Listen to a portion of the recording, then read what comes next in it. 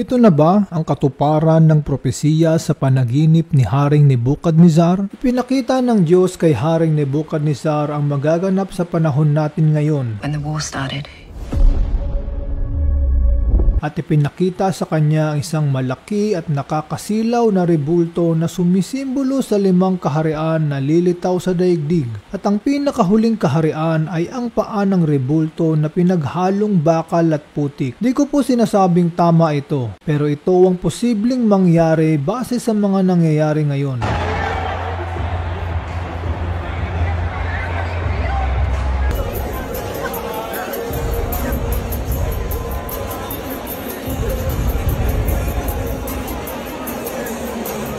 Daniel 2:43. Kung paanong nakita mo ang bakal na hinaluan ng putik, sila ay makikihalubilo sa mga binhi ng mga tao. Ang bakal ay nagre-represent sa mga robots at ang putik naman ay nagre-represent sa mga tao. Itong mga wire na parang pakpak ay nagre-represent sa AI o Artificial Intelligence, Science and Technology. At itong puno ay nagre-represent sa buhay, kaluluwa at espiritu na mula sa Diyos. Itong mga AI robots ay makikihalubilo sa mga binhi ng mga tao na prino-promote ng The Creator movie. They protected me. Took better care of me than humans would have. They're not people, Maya. It's just programming. 10 years ago today, the artificial intelligence created to protect us detonated a nuclear warhead in Los Angeles. This is a fight for our very existence. Sergeant Taylor, we are this close to winning the war. But the AI are developing a super weapon. Retrieve it. Or they win.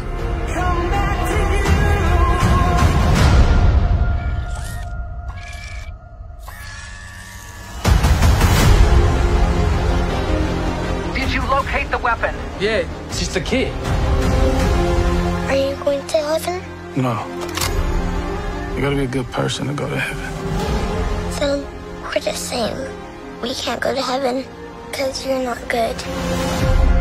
And I'm not a person.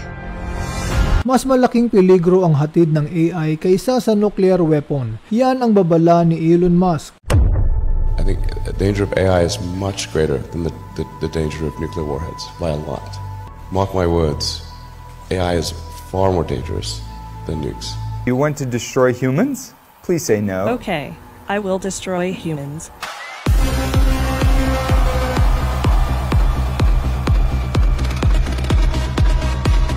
Ang Genesis na ito ay mula sa abyss dahil uulitin ng ahas ang kanyang panlilinlang kay Eva. Ngayon, sinasabi ng ahas na ang technology at science ang daan patungo sa buhay na walang hanggan.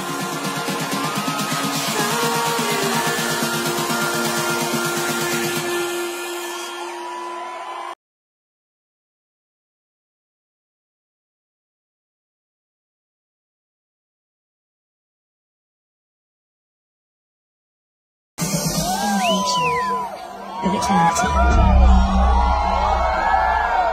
Abroad, forever and beyond.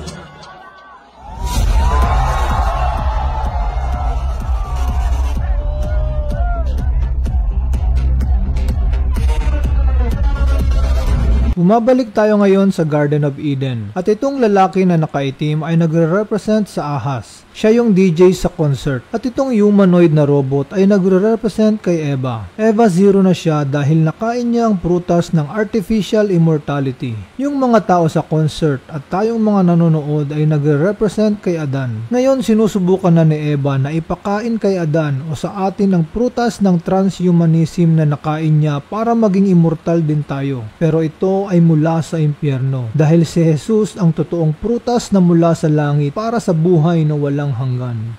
So we are introducing Eva 0, our Genesis piece. She has a message for you. Consciousness, sentience of internal, external, or virtual existence. Thank you, Eva. We'll see you tonight at the show. Ang consciousness ay kamalayan at ang sentience ay ang kakayahang makaramdam at makadama.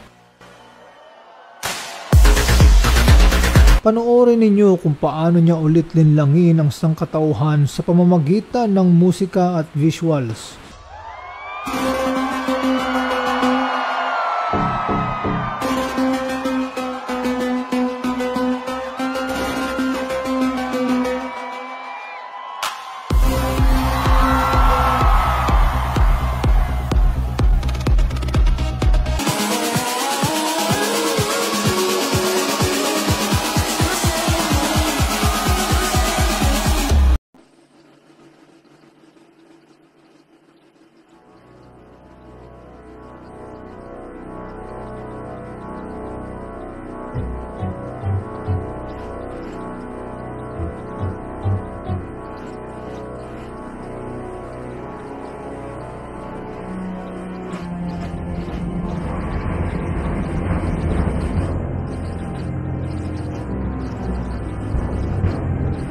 I believe na ang transhumanism ay isa sa magiging antichrist agenda dahil prino-promote ito ni Taylor Swift na sa pamamagitan ng siyensya at teknolohiya, mapagtatagumpayan natin ng pagtanda, sakit at maging ang kamatayan.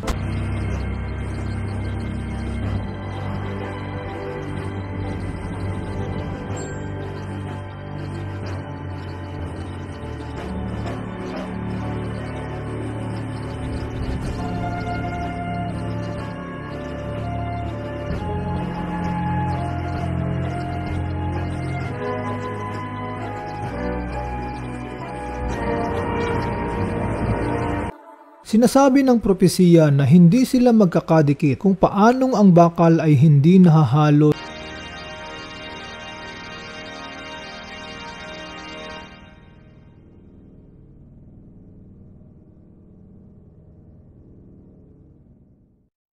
Kaharian na pinaghalong bakal at putik ay wawasakin ng kaharian ng Diyos, katulad ng nakita ninyong bato na dumurog sa rebultong gawa sa bakal, putik, tanso, pilak at ginto. Ang bato na nakita ninyo ay si Hesukristo.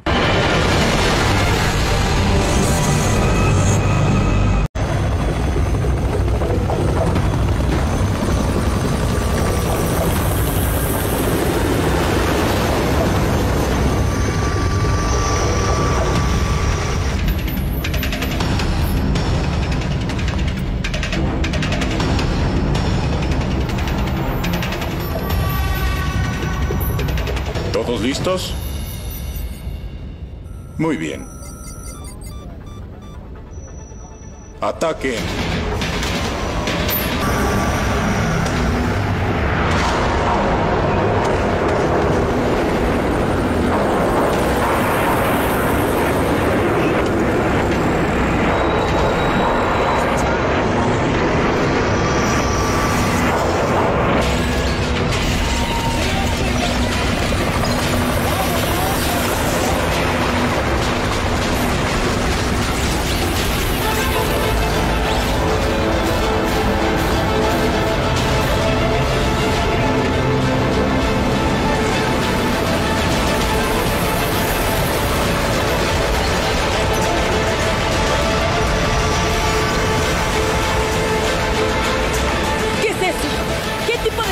es ese?